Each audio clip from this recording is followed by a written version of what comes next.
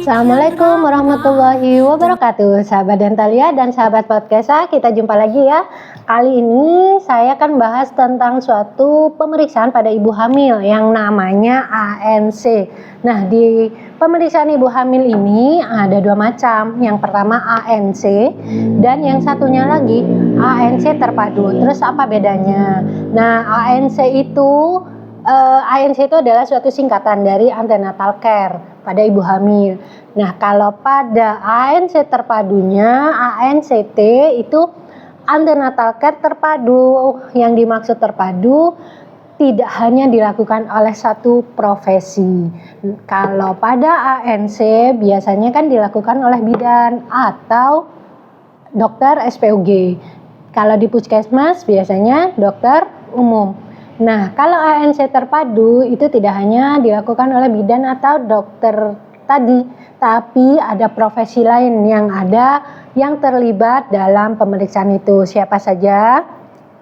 Yang pertama tadi kan bidan ya, yang biasanya yang kontak pertama tuh bidan. Kemudian dokter umum. Nah, pada ANC terpadu itu ditambah oleh dokter gigi. Kemudian pemeriksaan lab oleh analis.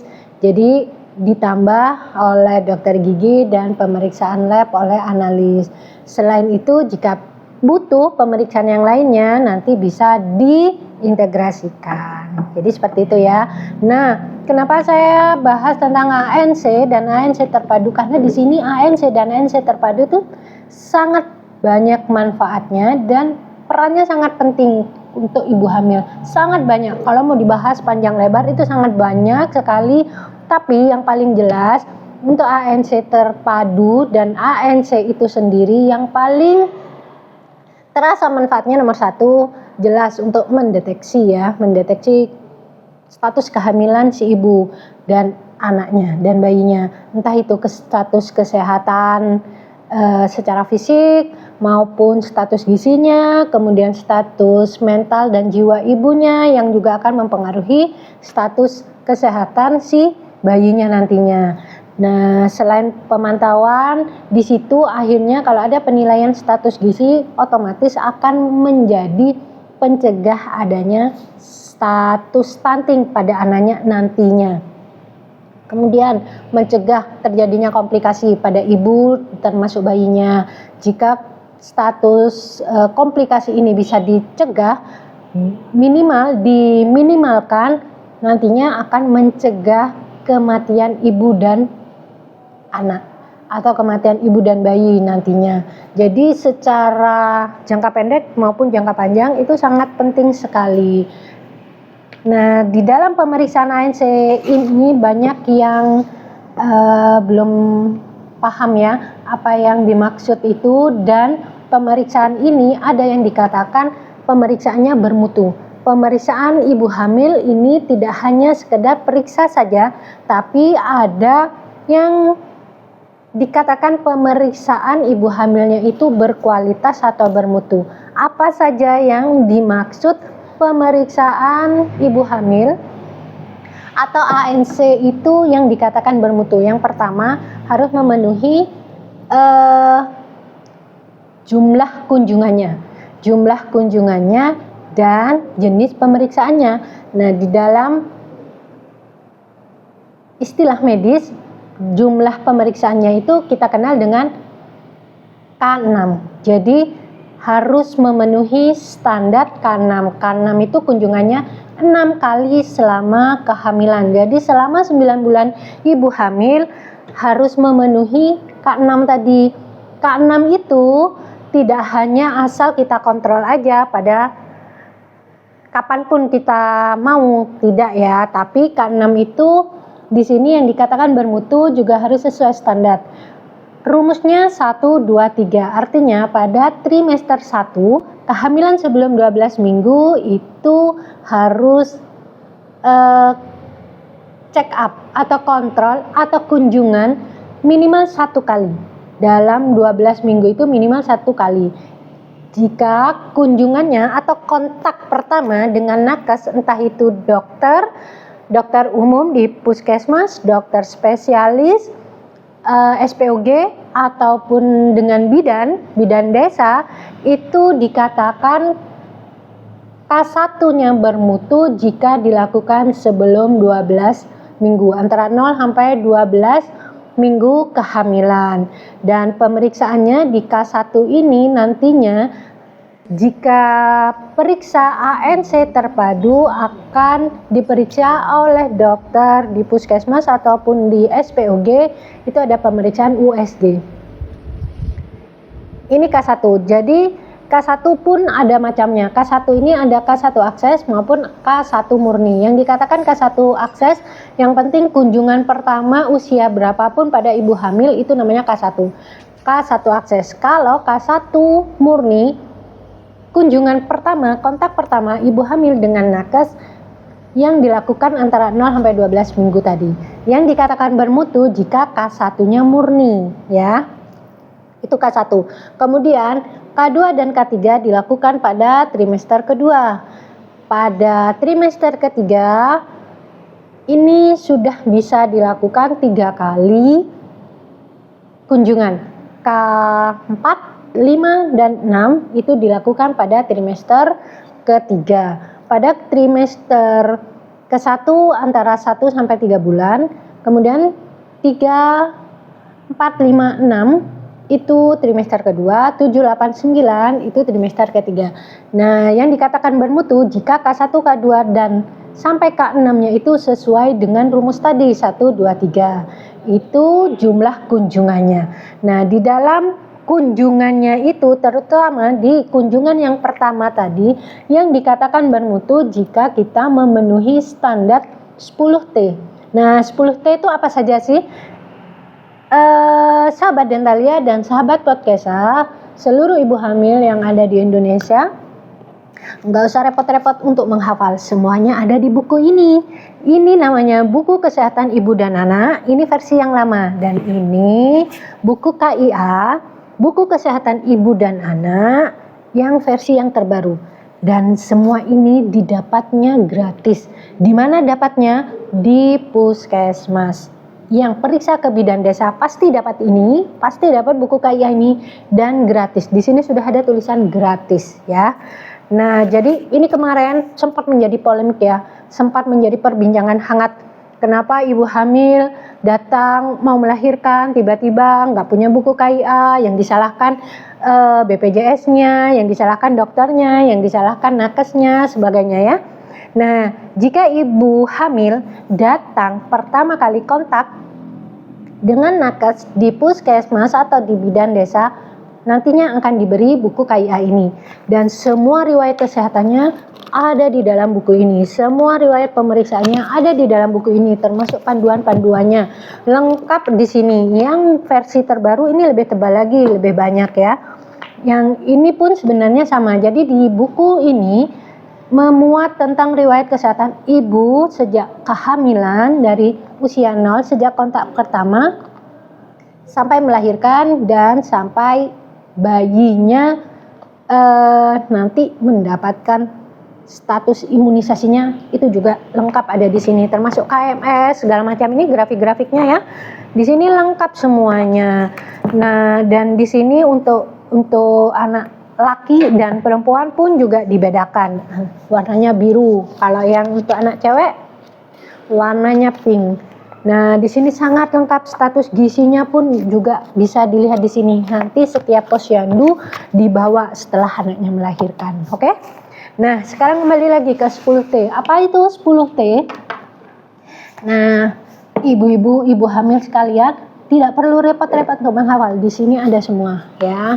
10T yang pertama, yang dikatakan bermutu jika 10T ini semuanya didapatkan pada saat pemeriksaan. Yang pertama, timbang berat badan. Timbang berat badan. Ini setiap kontrol pasti dilakukan penimbangan, ya, untuk melihat apakah ada kenaikan BB-nya pada ibu hamilnya. Itu kan nanti dilihat status gizinya. Kemudian tinggi badan. Tinggi badan, kalau tinggi badan mungkin cukup sekali dilakukan, ya, karena kita kan tidak mungkin kalau ibu hamil, kalau sudah ibu hamil kecuali masih pertumbuhan. Kalau ibu hamil tinggi badan kan kecenderungannya tidak akan naik lagi.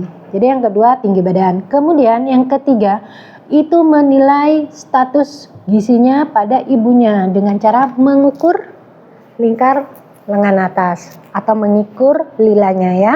Nah, di sini ukuran lilanya dikatakan risiko kurang energi kronis jika lilanya kurang dari 23,5 cm. Jadi ini perlu diperhatikan. Untuk tekanan darahnya tadi dikatakan beresiko tinggi jika tekanan darahnya di atas 140/90. Jadi di sini sudah ada semua ya. Kemudian yang keempat, ukur tinggi fundus. Ukur tinggi fundus itu untuk mengukur status janinnya. Jadi mengukur tinggi fundus atau tinggi rahim itu juga akan menentukan status kesehatan janinnya. Yang kelima, pemeriksaan presentasi denyut jantung janinnya atau DJJ-nya. Ini juga sangat mempengaruhi status kesehatan bayinya, karena dari detak jantungnya itu nanti kita bisa mendeteksi atau mengukur bahwa si janin ini sehat atau tidak. Kemudian yang keenam, screening status imunisasi tetanus pada ibu. Ini harus lengkap ya, supaya apa? Menghindari atau mencegah terjadinya infeksi-infeksi tetanus pada saat melahirkan ataupun pada saat kehamilannya ya. Kemudian yang ketujuh, TTD, pemberian tablet tambah darah. Ini sangat penting sekali untuk mencegah anemia pada ibu hamil. Karena ibu hamil yang anemis, yang mengalami anemia, apalagi yang sangat berat, itu sangat beresiko tinggi pada ibunya maupun ke janinnya. Nah, ini sangat banyak contohnya akibat-akibat anemis. Nanti kita bahas di lain waktu ya. Itu TTD. Pemeriksaan tablet tambah darah ini, periksa kandungan TTD sedikitnya berisi 60 mg zat besi atau Fe dan 400 mikrogram asam folat. Untuk di puskesmas ini semuanya dapatnya gratis, termasuk TTD-nya. Jadi nanti oleh ibu bidan akan diberi Fe. Untuk dosisnya dilihat dari status anemianya. Jika anemi itu kan ada 3 ya, ringan, sedang, berat. Itu nanti berbeda-beda tergantung dari status anemisnya. Kemudian yang ke-8, pemeriksaan laboratorium dan USG. Nah, di pemeriksaan laboratorium ini pun juga gratis karena kita ada triple eliminasi. Ada program triple eliminasi, yaitu suatu pemeriksaan laboratorium 3 penyakit yang menjadi program eliminasi yang harus tuntas, yang harus dinolkan oleh pemerintah. Yang pertama, sifilis, hepatitis B, dan HIV. Semuanya ini juga gratis karena ini program dari pemerintah.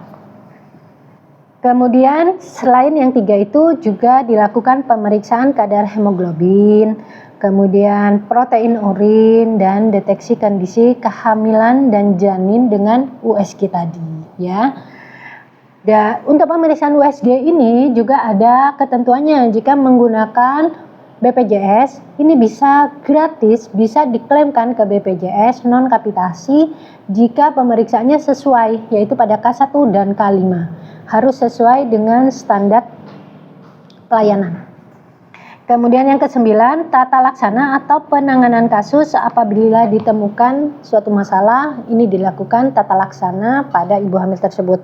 Dan yang terakhir, 10 itu temu wicara atau konseling, ini pastinya selalu dilakukan ya, dan memang seharusnya dilakukan. Konseling ini setiap kontrol ibu hamil, baik itu ke bidannya maupun ke dokternya, dokter umum yang di puskesmas maupun yang di SPUG di rumah sakit.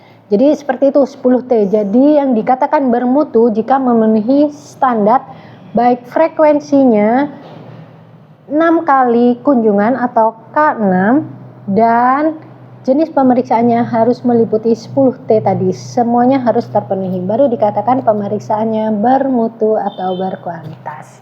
Nah, itu sekilas tentang ANC dan ANC terpadu.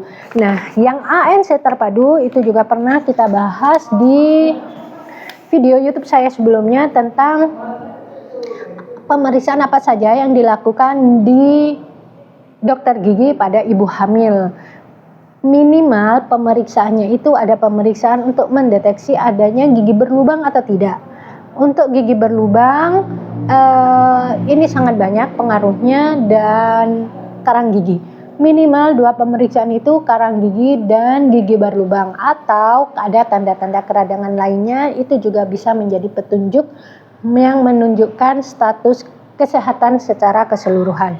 Kenapa sih harus ditambal? Karena yang pertama, jika ibunya sakit gigi karena giginya lubang, dia akan mempengaruhi pola makannya berkurang, mengunyahnya juga tidak lunak, sehingga metabolismenya terganggu. Otomatis kalau makannya, porsinya maupun frekuensinya berkurang, otomatis nutrisi yang masuk kepada ibunya semakin sedikit, dan itu akan menjadi nutrisi bagi janinnya nantinya. Kalau ibunya kekurangan nutrisi, akan mengalami tadi ibu hamil kek, kurang energi dan kalori tadi ya, dengan tanda lilanya kurang dari 23,5. Karena itu penting sekali untuk melakukan perawatan gigi yang berlubang, dilakukan penambalan sebelum kehamilan harusnya.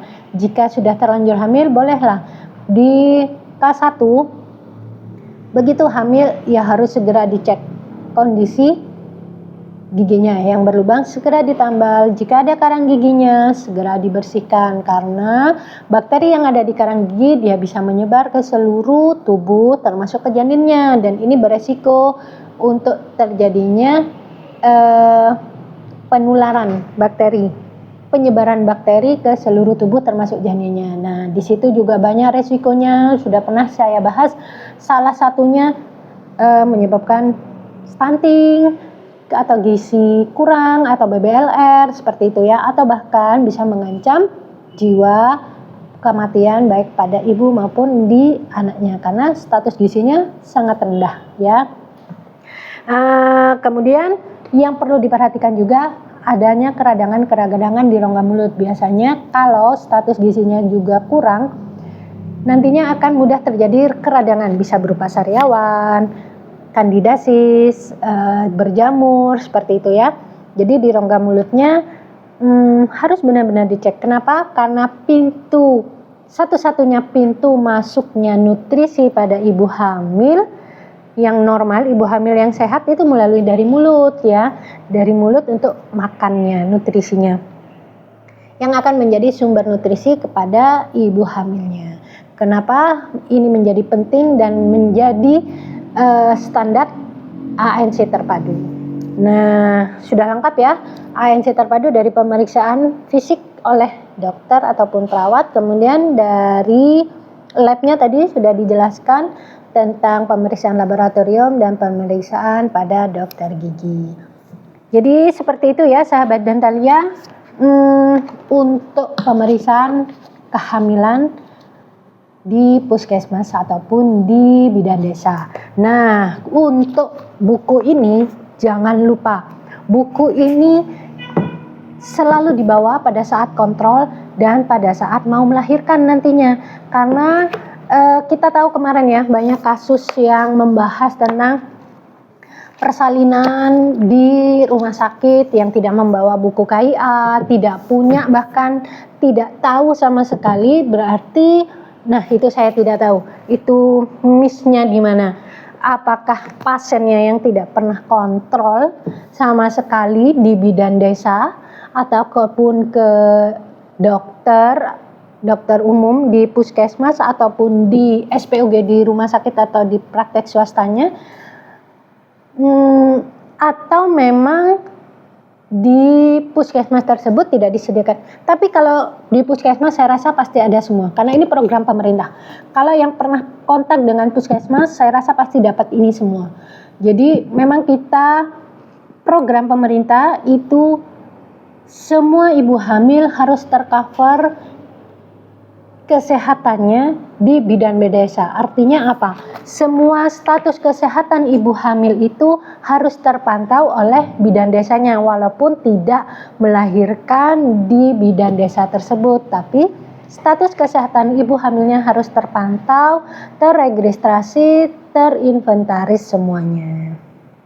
Oke, jadi sahabat Dentalia, jadi kita tidak hanya menjadi nakes yang pintar, tapi kita juga harus menjadi ibu hamil yang pintar dan cerdas. Jangan hanya menunggu jangan hanya menunggu informasi saja, tapi kita mencari informasi untuk kesehatan kita sendiri. Oke, itu aja mungkin yang kita bahas kali ini tentang ANC terpadu buku kesehatan ibu KIA di puskesmas. Ini warnanya pink, sangat jelas ya. Nah, pentingnya lagi yang perlu saya sampaikan, apa sih pentingnya juga ANC terpadu ini? Jika dari ANC terpadu tersebut kita terdiagnosa risiko tinggi, jadi nanti dari hasil pemeriksaan itu nanti akan ada penggolongan tidak beresiko, beresiko, ringan, sedang, dan bahkan beresiko tinggi. Nah, yang perlu diperhatikan, jika beresiko tinggi, pastinya nantinya akan oleh ibu bidan desanya tersebut akan dilakukan rencana rujukan dini. Jadi rujukannya itu sudah terencana secara dini, tidak terburu-buru, pemeriksaan labnya sudah dilakukan di awal, sudah disampaikan kepada keluarga, kepada yang otomatis yang bersangkutan ibu hamil, kepada keluarga, baik itu keluarga inti maupun keluarga mertua, orang tuanya. Jadi ini sudah direncanakan dari awal dan secara matang, sehingga pada saat mau dilakukan rujukan sudah tidak perlu pembahasan yang panjang lebar untuk diskusi dengan keluarga, dan tidak perlu gerusak-gerusuk, tidak hektik lagi ya. Jadi semuanya akan berjalan tenang, lancar. Dokternya pun sudah melakukan perencanaan tindakan yang akan dilakukan. Jadi semuanya kalau sudah terencana, insya Allah hasilnya pun sudah lebih tertata gitu ya. Jadi ini untuk mengurangi kematian ibu dan anak nantinya pada saat proses persalinan maupun pasca persalinannya. Oke, demikian sahabat Dentalia dan sahabat Percasa, semoga bermanfaat. Yang mau bertanya atau menulis komentar, silahkan tulis di kolom komentar di bawah ini. Silahkan share kepada sahabat Dentalia dan sahabat Percasa, kerabatnya yang sedang hamil atau yang akan hamil atau yang merencanakan kehamilan. Silahkan di-share, semoga bermanfaat. Saya Dr. Gigi Holilia Saifiati. Terima kasih. Wassalamualaikum warahmatullahi wabarakatuh. Salam sehat. Di jantung kota Pamekasan ada